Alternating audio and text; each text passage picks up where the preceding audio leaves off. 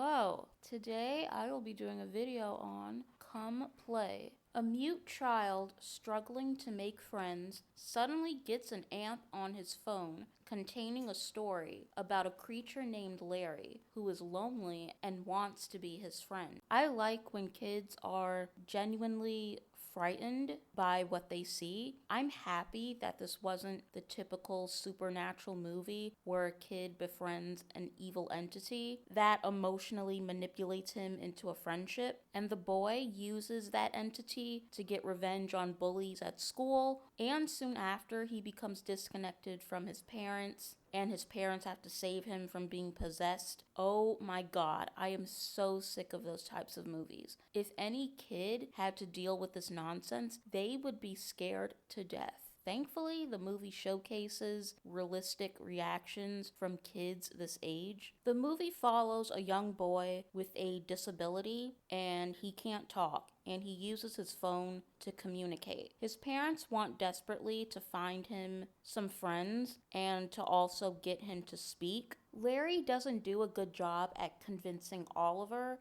that he wants to be Oliver's friend. He's creepy as hell from the get-go. This was a very suspenseful movie from the beginning. It was so good to the point where I started to worry when it would fall flat on its face. Because unfortunately, a lot of movies tend to be strong at the start, but then lose steam along the way, or they have a slow build and a stronger end. And it kinda does slow down when the mother, played by Gillian Jacobs, is shown. Earlier in the movie, we see bits of her talking here and there, but the movie mainly focuses on Oliver and his disability, and him at school, and him dealing with this Larry entity all by himself. The film's quality starts to slope when the mother comes in more and gets more involved. Her acting really isn't that good, which is surprising because I recognize her from Gardens of the Night, and she was great in that. When she's out of the picture again, we're just dealing with the father and son. The movie goes back up again, and then when she comes back, it downgrades, which confirmed to me that she was the weakest part of the film. At this point, I was thinking maybe Oliver should have just been raised by a single dad.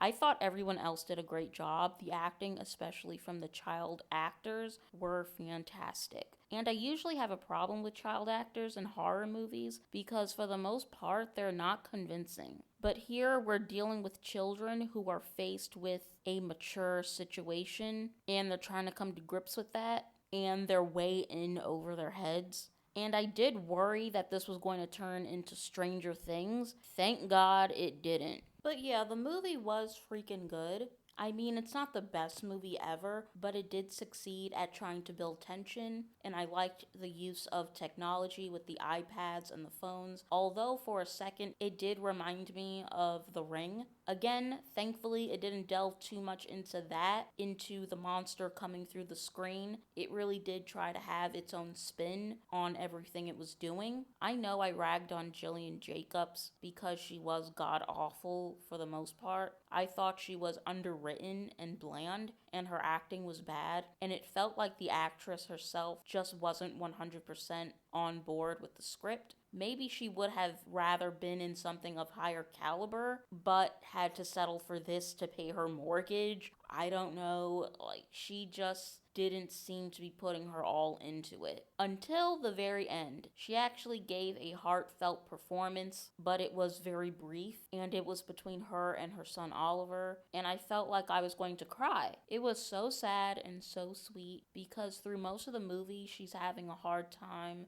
connecting with Oliver, and she does think that Oliver's condition is a burden, and it sucks because I'm thinking, okay, what if she gave a good performance during these scenes like she did at the end? It would have been stellar. But yeah, the ending was heartwarming, and I give it a 6.5 out of 10.